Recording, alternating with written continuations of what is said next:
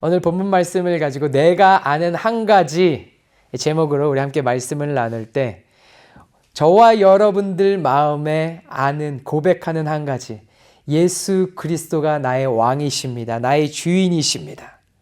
이 고백으로 예수 그리스도 붙들고 늘 삶 가운데 승리하는 우리 모든 성도님들 되시길 예수님의 이름으로 축원합니다. 아멘.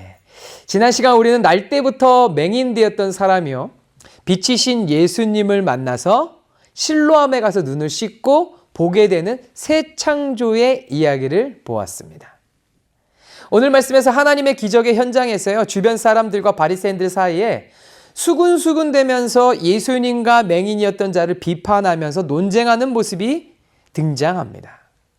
그러나 예수님의 기적의 주인공이었던 맹인 되었던 자가 끝까지 예수님을 고백하고 증언하자 그들이 이 사람을 무리해서 쫓아냈지만요, 예수님은 이 사실을 듣고선 다시 그 맹인 되었던 자에게 찾아와서 만나 주시고 깊은 진리를 깨닫게 하시고 알려주시고 이 사람은 예수님을 믿고 믿음으로 고백하고 예수님을 예배하는 그 자리까지 나아가는 모습이 오늘 본문 말씀에 기록되어 있습니다.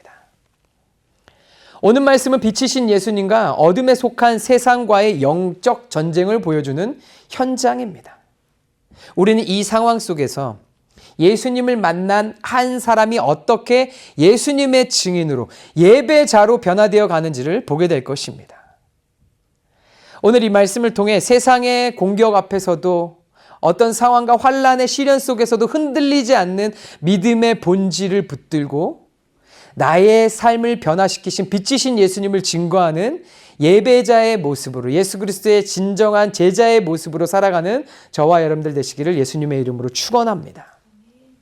오늘 본문 13절에서 34절까지의 말씀은요, 바리새인들과 논쟁을 다루는 장면이고요. 그리고 그 뒷말씀 35절부터 41절까지의 말씀은 예수님께서 맹인이었던 자를 다시 찾아오셔서 그의 고백을 들으시고 경배받으시는, 예배받으시는 장면을 그리고 있습니다. 저는 이 부분을 크게 두 단락으로 나눴어요. 13절부터 34절까지의 논쟁의 부분을 살펴보면요, 저는 사실상 이 부분은 불필요한 장면이라고 생각을 했습니다. 왜냐하면 논쟁하고 싸우고 비난하고 부모까지 불러대고 다시 그 사람을 소환해서 얘기하고 예수님을 죽이기 위해 꼬투리를 잡고 맹인이었던 자를 불러내서 신문하고 지금 부모까지 소환해서 자꾸 캐묻고 너무나 답답한 장면입니다. 그렇죠?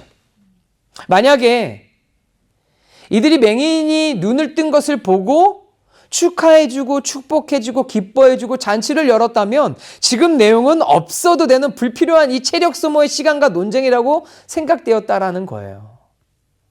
그래서 사실은 34절까지의 말씀을 한 단락으로 해서 강해 설교를 하려고 했는데 이 부분만 다루면 너무 제 스스로가 답답하고 너무 마음이 어려워. 그래서 그 뒤에 다시 맹인이었던 자를 찾아와 주신 예수님과 그 대화를 통해서 깊이 있는 하나님 아버지의 마음을 더 크게 좀 알아가 보자 해서 41절까지 우리가 쭉 살펴본 겁니다. 우리 예수님은요, 이 또한 우리에게 영적 분별력을 가지게 하기 위해서 어떠한 순간에도 믿음을 지키면서 신앙생활의 모습을 지키며 살아가라는 메시지를 주시기 위해서 친히 이 부분까지도 기록해 놓으셨다고 믿습니다. 기록된 말씀은 하나님의 진리입니다. 우리가 이것을 통해서 하나님의 영적 분별력을 가져야 될 줄 믿습니다. 지금 이들의 논쟁은요, 자존심 싸움으로까지 번져갔어요. 이 논쟁을 자초한 사람들이 누구죠? 13절 말씀을 볼까요?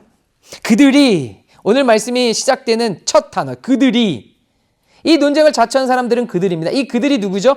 이 그들이 누구인지 쭉 보니까 8절 말씀 위로까지 올라가 볼까요?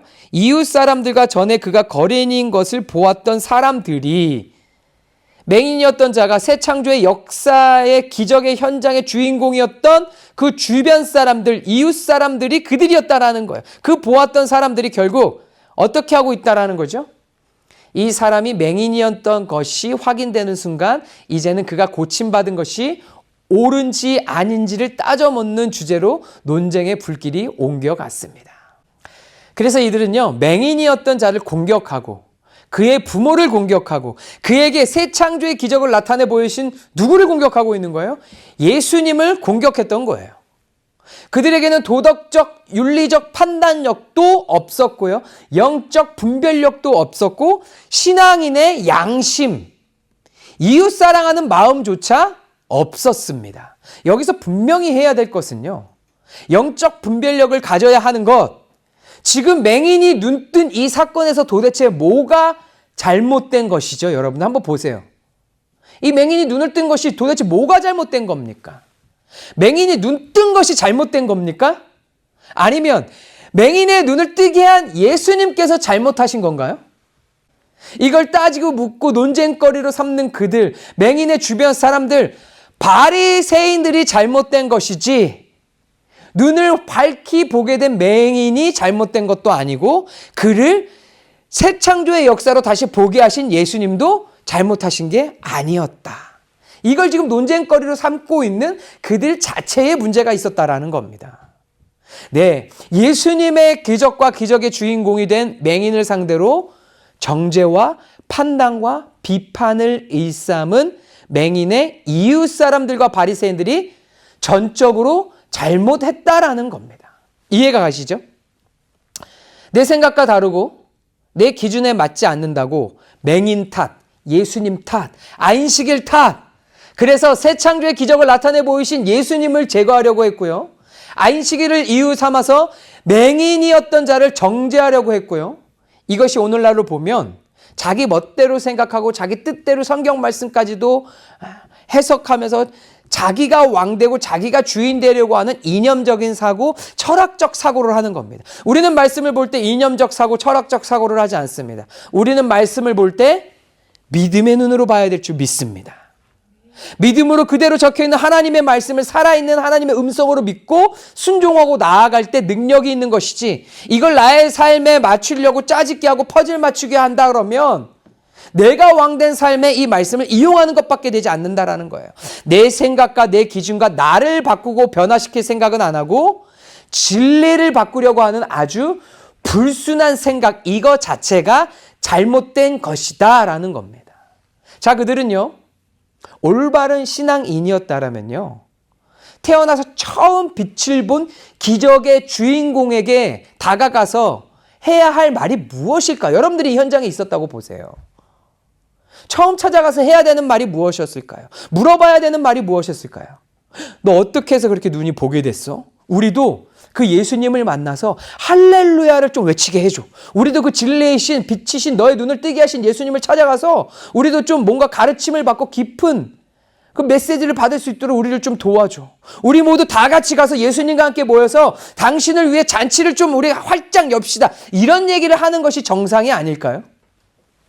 그것이 마땅한 신앙인의 모습이 아니었을까요? 율법을 올바로 알고 있는 하나님의 자녀의 모습이었다라는 겁니다. 그런데 정말 분통 터지는 일이 생겼죠. 잔치는 열어주지도 못할 망정 지금 그들은 어떤 모습을 보이고 있죠?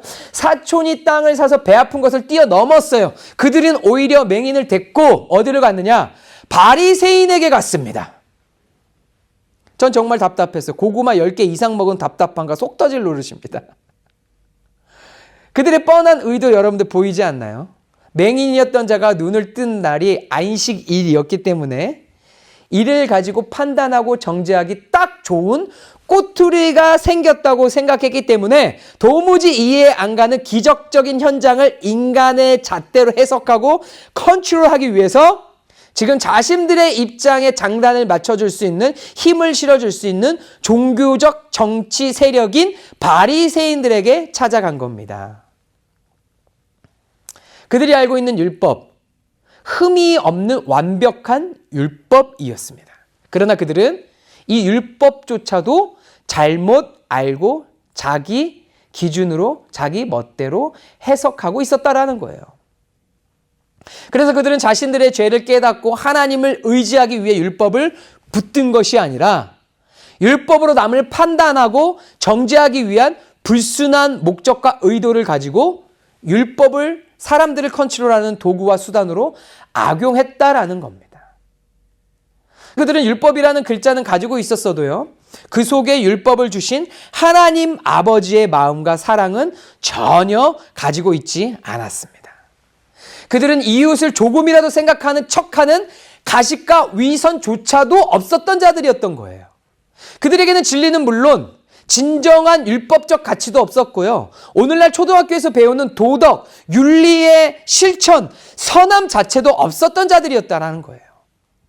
우리는 이 부분이 이 말씀을 딱 보면 전혀 이해가 안 갈 수 있죠. 근데 지지난 시간부터 쭉 강해 설교를 통해 봐왔던 흐름을 통해서 알 수 있는 것은 무엇이냐면요.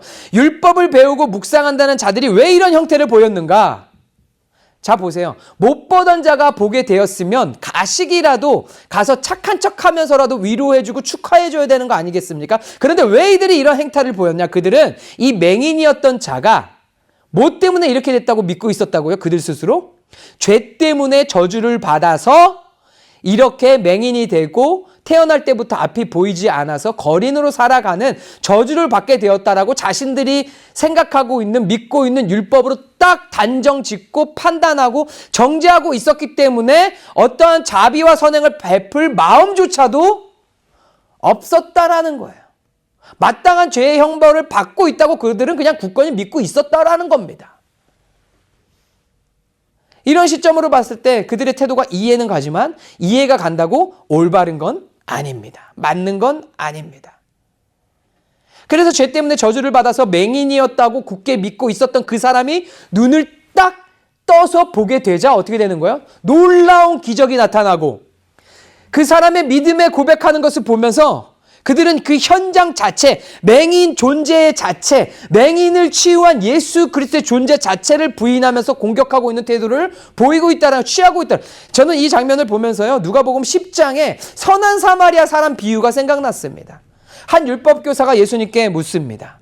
내 진정한 이웃이 누구입니까? 예수님은 강도를 만난 자를 보고도 그냥 지나쳐간 제사장과 레위인의 이야기를 하십니다. 그리고 멸시받던 사마리아 사람이 자비를 베풀었다고 말씀을 하시죠. 여기서 제사장은요, 형식적인 종교성을 말하고 있는 거고요. 레위인은 선민의식을 가지고 있는 종교적인 특권을 가진 사람들을 상징하고 있는 거예요. 율법교사는 이웃을 사랑하는 명령은 알았지만 실제 상황에서 이웃을 판단의 대상으로 보고 있었다라는 겁니다. 오늘 요한복음 9장의 사람들도 똑같이 맹인을 자신의 죄 때문에 저주를 받아 마땅한 판단의 대상으로 여겼습니다. 율법의 특권을 가지고 있는 사람들, 종교성을 가지고 있는 그 특권만 누렸을 뿐 진정 자신의 이웃으로 생각하고 있지 않았다라는 거예요. 하나님 아버지의 속성, 하나님 아버지의 사랑과 마음은 그들에게 전혀 없었다라는 겁니다. 그들은 기적을 경험한 사람을 보세요.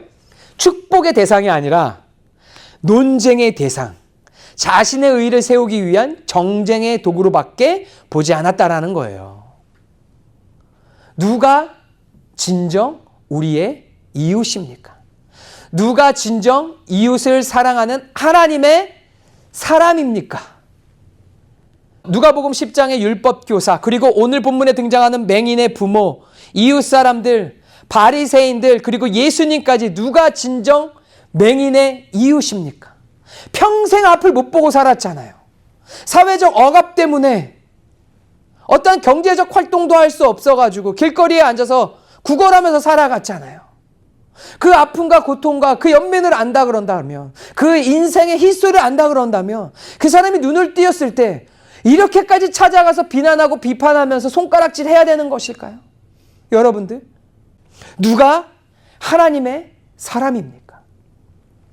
누가복음 10장의 율법교사, 예수님의 1:1 가르침을 받았어도 예수님을 인정하고 회개하고 제자가 됐다라는 기록은 없습니다. 너무 안타까운 사실이죠. 그리고 오늘 본문, 율법 외친 자들, 그들은 길거리에 거지였던 이 맹인을 인간 취급하지 않았습니다.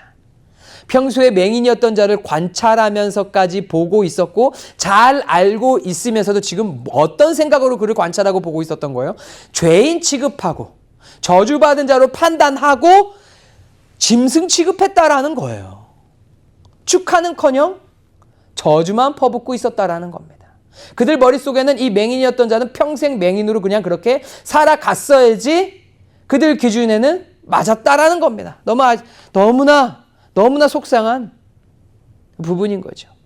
평소에 맹인을 위해서 기도라도 했었더라면, 그렇게 율법을 외쳤던 자들이 평소에 그에게 가서 말이라도 한번 건네봤더라면, 그에게 무엇이 필요하냐고 어떤 감정 상태에서 어떤 마음으로 살아가는지를 물어보고 조금의 관심이라도 있었더라면 예수님을 만나서 눈을 뜬 이 사람에게 이런 식으로 잔인하고 사악하게 율법의 논쟁 소지를 삼으면서 바리새인들에게 끌고 갈 수 있겠었냐는 겁니다. 눈뜬 게 뭐가 그렇게 크게 잘못입니까? 하나님의 기적의 주인공이 된 게 도대체 무슨 문제가 있느냐는 겁니다. 성령을 경험할 마음조차도 없고 마음의 문을 닫아놓고 나는 머리에 지식만 채울 거야 라는, 나는 초자연적인 하나님의 손길은 필요 없어 라고 하는 신앙 태도가 잘못이지, 주님을 만나고 성령을 경험한 자들이 왜 공격받고 비난받고 왜 무시를 받아야 하냐는 겁니다. 오늘날도 성령 하나님은 일하십니다. 주님은 살아계세요. 지금도 하나님의 사람들을 통해서 주님의 사랑하는 하나님의 자녀들에게 초자연적인 역사심을 나타내 보여주십니다.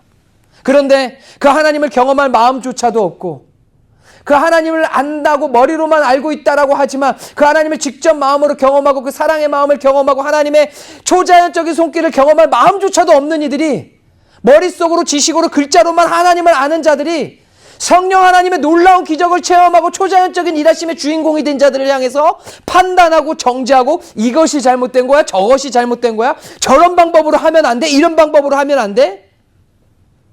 지금 오늘 본문에 바리새인과 같은 모습을 보이는 자들이 있다라는 겁니다. 문제는요, 판단하고 정죄하는 이들에게 있는 거지 우리 하나님께 있는 게 아니에요. 여러분들 하나님을 바라보시기 바랍니다. 빛을 바라보시기 바랍니다. 주님, 나에게도 행하여 주시옵소서. 오늘 지금 나에게도 놀라운 하나님의 일하심을 나타내 보여 주시옵소서. 오히려 누군가가 비난하고 비판하고 정죄한다라면요, 나도 하나님께서, 하나님이 기뻐하시는, 하나님이 나를 통해서 역사하시는 그 고귀한 하나님의 거룩한 반열에 나를 올려주시는구나, 오히려 기뻐해야 될 줄 믿습니다. 고린도전서 2장 15절 말씀, 우리 다 같이 한번 읽어볼까요? 고린도전서 2장 15절 말씀, 시작. 신령한 자는 모든 것을 판단하나 자기는 아무에게도 판단을 받지 아니하느니라. 이렇게 저렇게 여기 기록된 말씀, 종교인들과 유대인들의 이런 모습을 여러 봐와서 어느 정도 상황이 파악되고 이해될 수는 있죠. 그런데 정말 안타깝고 가슴 아픈 부분, 그의 부모조차도 완전 자식 편이 되어주지 못했다라는 거예요. 내 아들이잖아요. 내 자식이잖아요. 내 자식 평생 맹인으로 얼마나 고생하면서 얼마나 무시받으면서 사람들한테 저주받았다고 비난받으면서 살았겠습니까? 게다가 부모의 죄 때문이라고 캐물으면서 자신들에게까지 정죄의 칼날을 들이대면서 자신도 억울하게 그렇게 살아가지 않았겠습니까? 다른 사람은 몰라도 부모님은 좀 확고한 내 편이 되어 주어야 했지만 당시 사회적 분위기상, 그리고 바리새인들과 율법주의자들이 얼마나 억압을 했으면 부모로서 그렇게 하지 못한 것에 대해서 부모도 굉장히 고통스러웠을 거라고 우리가 이해할 수 있습니다. 그래서 오늘 말씀에 부모도 출교 당할까 봐 이 사람 저 사람 눈치 보면서 무슨 이유로 이렇게 된 거는 나도 잘 모르겠습니다. 내 아들이 장성한 자니까 가서 직접 물어보면 대답할 거예요 라고 답변한 겁니다. 그들은 아들이 눈을 뜬 놀라운 기쁨보다 종교 지도자들로부터 당할 보복을 더 두려워했습니다. 22절은 그 이유를 명확히 밝히고 있죠. 다 같이 한번 읽어볼까요? 22절 말씀 시작. 그 부모가 이렇게 말한 것은 이미 유대인들이 누구든지 예수를 그리스도로 시인하는 자는 출교하기로 결의하였으므로 그들을 무서워함이러라. 출교, 이것은 단순히 교회에서 쫓겨나는 것이 아니었어요. 그것은 사회적, 경제적, 모든 관계적인 모든 부분에서 완전히 고립되는 사형 선고나 마찬가지, 사형 선고나 다름없는 형벌이었습니다. 이 부모님은요, 아들의 기적 앞에서 하나님께 영광을 돌리는 대신 세상의 위협 앞에서 두려워하며 침묵하고 책임을 회피하는 길을 그래서 선택할 수밖에 없었다라는 거예요. 사실은 이 부모님도 믿음을 사용해서 예수님께 마음을 다 터놓고 자기 아들이 경험한 걸 통해서 예수님께 가까이 나아갔었으면 너무나 더 풍성하고 기쁜 현장이 되었겠죠. 아들이 눈을 떠서 뭐 보게 됐는데 기뻐하고 자랑하지는 못하는 이 모습, 너무나 안타까운 모습입니다. 어쩌면 어떤 사람들이 이 모습을 보면서 아유, 그냥 그대로 살지. 저 아들은 왜 눈을 떠서 여러 사람을 그냥 곤란하게 만드는지 정말 원망스럽다라고 생각하는 사람도 있지 않았을까 생각도 해봅니다. 가슴 아픈 현실이라는 거예요. 우리도 그런 적이 있잖아요. 정직하게 어떤 옳은 일을 행했는데 스스로 대견스럽다라고 자랑스럽다라는 마음을 가지고 생각하고선 주변에 가까운 사람들에게 말했는데 예상했던 기대와는 정반대되는 반응. 아, 왜 그랬어? 그냥 가만히 있지 그랬어. 괜히 너만 피해보는 거 아니야? 그냥 눈 감고 이거 조용히 이 시기만 지나가면 너한테 유익이 되고 너한테 좋은 상황이 올 텐데 정말 화가 나고 짜증나고 답답한 상황들이 있었을 겁니다. 그 다음부터는 마음의 문을 닫고 다시는 좋은 일이든 좋지 않은 일이든 말하지 않는 경우들을 보게 되죠. 오늘 말씀에서 주인공과 같이요, 스포트라이트가 집중되는 인물, 바로 예수님과 맹인이었던 자입니다. 결국 예수님 한 분만이 그의 눈 앞에서 그를 사랑의 눈으로 바라보고 계신 거예요.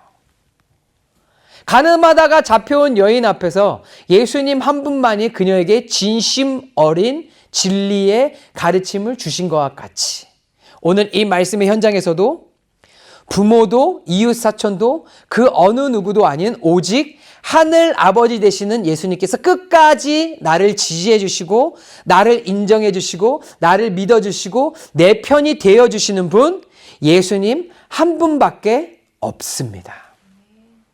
이처럼 부모도 이웃도 종교 지도자들도 모두 자신의 입장과 두려움 때문에 진실을 외면하고 있을 때 이 이름 없는 한 사람, 맹인이었던 자가 진실되고 당당하게 홀로 빛을 증거하는 모습이 나옵니다.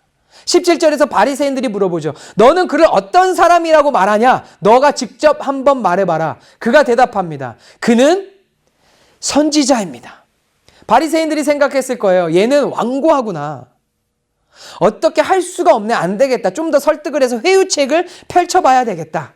그래서 마지막으로 다시 한번 그에게 물어봅니다. 너는 하나님께 영광을 돌려. 너의 눈을 보게 한 분은 하늘의 하나님이라고 고백을 해. 우리는 지금 저 예수를 잡아서, 저 예수는 죄인이기 때문에 잡아서 죽이려고 계획을 하고 있는데, 저 예수가는 죄인이기 때문에 저 예수 때문에 너가 눈을 떴다 그러면 너도 곤란한 상황을 맞을 수도 있으니까 너도 우리와 같은 입장을 취하고 우리와 같이 말을 해라 라고 회유책을 펼치고 있는 거예요. 설득을 내면서 회유하고 있는 겁니다. 맹인이었던 자를 공격하다가 해도 안 되니까 이 사람은 회유해서 좀 증언을 받아내면 확실하잖아요. 왜냐하면 이 사람이 눈을 떴으니까. 증인이니까 예수를 확실하게 처단할 수 있겠다. 이 사람의 증언을 받아내자. 그러나 이 사람은 그 자리에 어느 누구보다도 담대하고 진실되게 자신의 생각을 더 확고하게 말하게 됩니다. 24절 말씀 볼까요? 자, 25절 말씀 보겠습니다. 대답하되, 그가 이제 대답합니다. 그가 죄인인지 내가 알지 못하나 한 가지 아는 것은 내가 맹인으로 있다가 지금 보는 것입니다. 이 사람은 얘기했어요. 그가 죄인인지 나는 알지 못합니다. 한 가지 내가 아는 것은 내가 맹인으로 있다가 지금 보는 그것입니다. 이제 그 어떤 회유와 설득과 협박도 나에게는 안 통한다는 듯이 아주 담대하게 복음에 증인된 모습으로, 실로암에서 치유받은 자의 마땅한 모습, 보냄받은 자의 모습으로 이들에게 아예 공격적으로 가르치며 말을 하고 있는 겁니다. 자, 26절부터 한번 34절까지 지금 이 사람이 어떻게 담대하고 당당하게 이제는 상황이 역전돼서 이들에게 가르치면서 얘기를 하고 있는지 한번 볼까요? 26절 말씀. 그들이 이르되 그 사람이 내게 무엇을 하였느냐? 어떻게 네 눈을 뜨게 하였느냐? 27절. 이 사람이 말합니다. 대답하되 내가 이미 말하지 않았냐? 내가 이미 너희들에게 말하지 않았습니까? 그래도 너희들은 듣지 아니하고 어찌하여 다시 듣고자 또 물어봅니까? 당신들도 그의 제자가 되려고 지금 다시 물어보고 있는 거 아닙니까? 라고 아예 확고하게 공격적으로 대답을 하고 있습니다. 그러니까 그들이 뭐라 그래요? 욕하여 이르되 너는 그의 제자이나 우리는 모세의 제자다. 너랑 우리랑은 다른 거야. 욕을 하면서 얘기를 하죠. 29절 말씀. 하나님이 모세에게는 말씀하신 줄을 우리가 알거니와 이 사람은 어디에서 왔는지 알지 못하노라. 이에 이제 이 눈을 뜬 사람이 말합니다. 그 사람이 대답하여 이르되 이상하다. 이 사람은 내 눈을 뜨게 하였으되 당신들은 그가 어디에서 왔는지 알지 못합니까? 하나님이 죄인의 말을 듣지 아니하시고 경건하여 그 뜻대로 행하는 자의 말을 들으시는 줄을 우리가 아나이다. 이게 무슨 말이에요? 나는 지금 하나님이 고쳐주신 겁니다. 하나님이 보내신 사람을 통해서 나는 눈을 뜬 거입니다. 그런데 하나님이 보내주신 예수 그리스도를 당신들은 지금 모른다라고 말하고 있는 거 아닙니까? 확고한 증언을 하고 있는 거예요. 이 맹인이었던 자는 자신은 하나님께서 보내주신 예수 그리스도를 통해서 눈을 뜨게 됐다라는 확고한 믿음을 가지고 증언하고 있는 겁니다. 창세 이후로 맹인으로 난 자의 눈을 뜨게 하였다 함을 듣지 못하였으니 이 사람이 하나님으로부터 오지 아니하였으면 아무 일도 할 수 없음이니이다. 이 사람은 나의 눈을 뜨게 한 자는 하나님으로부터 온 자가 확실합니다. 그런데 당신들은 모세의 제자라고 하나 이 자를 모른다고 하니 당신들이 잘못된 거지요 라고 오히려 반문을 하고 있는 부분인 거죠.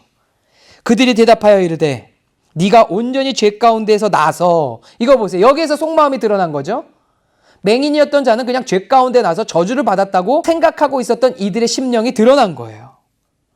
너가 온전히 죄 가운데 나서 우리를 가르치려느냐 하고 이에 쫓아내어 보내니라. 이제는 이들의 무리 가운데 이를 쫓아내 보내게 됩니다. 근데 오늘의 이 말씀 보세요. 상황이 역전됐습니다. 맹인이었던 사람 이제 담대하게 말하고 있습니다. 33절의 뜻이 무엇이죠? 예수는 하나님께로부터 온 자다. 그래서 이런 일을 한 것이다. 내 눈을 보게 한 분은 하나님으로부터 보내심을 받아서 이 땅에 오셔서 하나님을 일을 행하신 예수 그리스도다. 이것이 믿음입니다. 수많은 사람이 둘러쳐서 나를 공격할지라도, 원수들이 나를 향해서, 적진들이 나를 향해 돌진하며 나의 목숨을 앗아가려고 공격한다 할지라도 나는 오직 내가 하는 한 가지, 예수 그리스도를 고백하고 그 하나님을 고백하는 것, 진정한 믿음의 사람의 모습이다라는 겁니다. 지금 이 사람에게는요, 순교의 각오까지 결단하고 바리새인들 앞에서 이런 담대한 증인을 했다고 믿습니다. 나는 당신들처럼 복잡한 신앙 논쟁은 나는 모릅니다. 그러나 내 평생 부인할 수 없는 단 하나의 분명한 사실, 나는 어둠 속에 있었고 지금 빛 가운데 있다라는 겁니다. 나는 맹인이었고 나는 지금 보고 있다라는 겁니다. 할렐루야. 그의 믿음은 논쟁의 거리가 될 수 없었습니다. 그 어떤 글로 배우는 이론도 아니었고요. 그가 직접 만나고 경험하고 체험한 사실이 기반한 믿음이었다라는 겁니다. 이것이 간증이요, 예수님을 증거하는 증언입니다. 이 부인할 수 없는 체험적 진실 앞에서 바리새인들의 모든 이론과 협박은 아무런 힘도 발휘할 수 없었습니다. 그래서 결국 논리에서도 완전 패배한 그들이 꺼내든 마지막 무기 뭐예요? 욕하고 그냥 이를 내보낸 거예요. 쫓아내보낸 겁니다. 34절, 네가 온전히 죄 가운데 나서 우리를 가르치려느냐 하고 이에 쫓아내어 보내니라. 그들은 진리 앞에서 패배를 인정하는 대신 진리를 말하는 사람을 공동체 밖으로 쫓아내 버렸습니다. 그러나 그 순간 그는 세상의 공동체에서는 쫓겨났지만 진정한 빛의 나라 하나님의 백성이 되었습니다. 이 맹인이었던 자, 높은 상과 같이 느껴졌던 바리새인들에게, 좀 배운 자들에게, 좀 있는 자들에게 이렇게 취급받고 두렵고 무서운 마음이 들었을 수 있었겠죠. 이제 부모님도 뭐라고 하시면 어떻게 하지? 난 이제 앞으로 어떻게 살아가지? 그런데 반전 중에 더한 반전이 있습니다. 그에게는 그런 두려움보다 확고한 믿음과 소망만 있었다라고 믿습니다. 사람들에게 버림받고 내쳐진 그 자리에 나를 보게 하신 빛이신 예수님이 다시 찾아왔다라는 거예요. 35절 말씀. 예수께서 그들이 그 사람을 쫓아냈다 하는 말을 들으셨더니 그를 만나사 이르시되 네가 인자를 믿느냐. 결국 홀로가 아닙니다. 이 세상의 왕이신 나를 창조하신 모든 것 되시는 예수님이 만나주시고 함께 계셨다라는 거예요. 세상은 진리를 말하는 우리를 거부하고 쫓아낼 수 있습니다. 그러나 바로 그 자리가 주님을 만나는 가장 복된 자리가 되는 줄 믿습니다. 주님은 우리가 버림받고 홀로 있을 때 우리를 그냥 내버려 두시는 분이 아니십니다. 그 소식을 들으시고 언제나 함께 하셨던 그 주님께서 친히 찾아와 더 깊이 위로해 주시고 힘을 주시고 용기를 주시고 소망을 주시고 앞길의 빛을 환히 밝혀주시는 분 예수 그리스도이십니다. 예수님은 그에게 다가가 이렇게 물으시죠. 네가 인자를 믿느냐? 그가 대답합니다. 주여, 그가 누구오니까 내가 믿기 원합니다. 37절 말씀. 예수께서 이르시되 네가 그를 보았거니와 지금 너와 말하는 자가 그이니라. 그의 육신을 뜨게 하신 분이 바로 구약에서부터 예언된 메시아, 인자이심을 그는 깨닫게 되었습니다. 그의 마지막 반응을 볼까요? 38절 말씀. 이르되 주여 내가 믿나이다 하고 절하는지라. 영어 성경으로 보면요. Lord, I believe. And he worshipped him. 그는 예배했습니다. 주님을 예배했다라는 거예요. 예수님을 경배했습니다. 그는 믿는 바를 고백하고 믿는 분을 예배했습니다. 맹인이었던 자는 보게 되었고 죄인이었던 자가 구원을 받아 의인이 되었고 구걸하는 자가 이제는 하나님을 예배하는 천국을 소유하는 모든 것을 다 가진 자가 되었다라는 겁니다. 율법에 대한 해박한 지식은 없었어도요. 이제 남들이 모르는 하늘의 신령한 비밀, 신비까지 듣고 알게 되는 축복을 누리는 주인공이 되었다라는 거예요. 39절 말씀 예수님 말씀하십니다. 내가 심판하러 이 세상에 왔으니 보지 못하는 자들은 보게 하고 보는 자들은 맹인이 되게 하려 함이니라. 이 바리새인들이 그 옆에서 이 얘기를 들으면서 또 끼어들어서 물어봅니다. 그러면 우리도 맹인입니까? 바리새인들도 찔린 거예요. 우리도 맹인입니까? 예수님께서 말씀하십니다. 41절 말씀. 너희가 맹인이 되었더라면 죄가 없었으려니와 본다고 하니 너희 죄가 그대로 있느니라. 스스로 죄인임을 인정하고 빛을 구하는 자는 구원을 얻지만 스스로 의롭다고 여기면서 빛을 거부하는 자는 그 죄 가운데 영원히 머물게 된다라는 예수님의 깊이 있는 가르침이다라는 거예요. 끝까지 기회는 주어졌지만 그들은 빛 가운데 나올 수 없었습니다. 실상 육체의 눈은 뜨고 있었지만 그들은 맹인이었습니다. 말씀을 정리하겠습니다. 오늘 우리는 빛을 만난 한 사람이 예배의 자리까지 나아가는 믿음의 이야기를 함께 살펴봤습니다. 그는 세상으로부터 조롱받고 부모로부터도 좀 외면당했고요. 공동체로부터 쫓겨났습니다. 그러나 그는 흔들리지 않고 더 견고해졌고 더 담대해졌습니다. 왜요? 그에게는 세상이 빼앗아갈 수 없는 한 가지, 바로 예수님을 만난 확실한 증거가 있었기 때문입니다.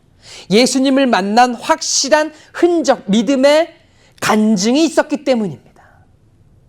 세상은 오늘날도 우리에게 똑같이 질문합니다. 교회만 구원이 있고 예수님만 진리이고 성경만이 옳은 거냐? 온갖 철학과 이념과 복잡한 질문들을 던지면서 헷갈리게 만들고 우리의 믿음을 시험할 때가 있습니다. 그러나 우리는 싸울 필요 없죠. 진리만 말하면 됩니다. 예수님과 같이 논쟁할 필요 없이 감정 소비할 거 없이 정확하게 비치신 하나님 아버지의 말씀을 전달하기만 하면 되는 겁니다. 오늘 이 하나님의 사랑과 같이 내가 아는 것은 한 가지 있습니다. 나는 죄와 절망의 어둠 속에서 방황하던 죄인이었습니다. 그러나 예수님께서 나를 만나주셨고 예수님의 십자가의 은혜로 나는 구원받고 새로운 빛을 보게 되었습니다. 이것이 내가 아는 정확한 한 가지입니다. 이것이 바로 우리의 고백이 되어야 될 줄 믿습니다. 나의 삶을 변화시킨 그 한 가지 경험, 나를 어둠에서 빛으로 옮기신 그 한 가지 예수 그리스도를 붙드는 저와 여러분들 되기를 간절히 소망합니다. 그리고 우리 주님을 예배하시기를 예수님의 이름으로 축복합니다. 이 단순하고도 진실한 고백과 예배의 모습이 세상의 모든 정교한 거짓을 이기는 가장 강력한 무기가 될 줄 믿습니다. 어차피 성령과 벨리알은 조화를 이룰 수가 없어요. 그들이 쫓아낸다면 오히려 확고한 하나님의 사인이라고 믿고 더 담대하게 복음을 증거하시기 바랍니다. 세상이 우리를 비난하고 쫓아낼지라도 두려워하지 마시기 바랍니다. 주님은 언제나 어디에서나 늘 우리와 함께 하십니다. 주님은 나를 찾아와 만나 주십니다. 세상이 그러면 그럴수록 우리의 예배는 더욱 깊어질 것입니다. 우리는 예수 그리스도 앞에 더 가까이 나아가 그분을 마주하게 될 것입니다. 영의 눈을 크게 뜨고 주님이 어디에 계시는지, 하나님이 어디에서 역사하시는지, 내 안에 어떻게 역사하시는지, 그 빛의 장소와 주님이 역사하시는 때에 쓰임받는 저와 여러분들 되기를 간절히 소망합니다. 그리고 영의 눈을 활짝 뜨고 죄가 있는 곳, 어둠이 있는 그 장소는 피하고, 그때는 피해서 온전히 하나님의 천국 은혜를 받아 누리는 예수 믿는 하나님의 자녀의 모습이 되어야 될 줄 믿습니다. 은혜의 때와 장소에 늘 거하시되, 하나님과 반대되는 어둠의 순간과 장소는 분별해서 늘 멀리하는 그런 은혜가 있길 축원합니다.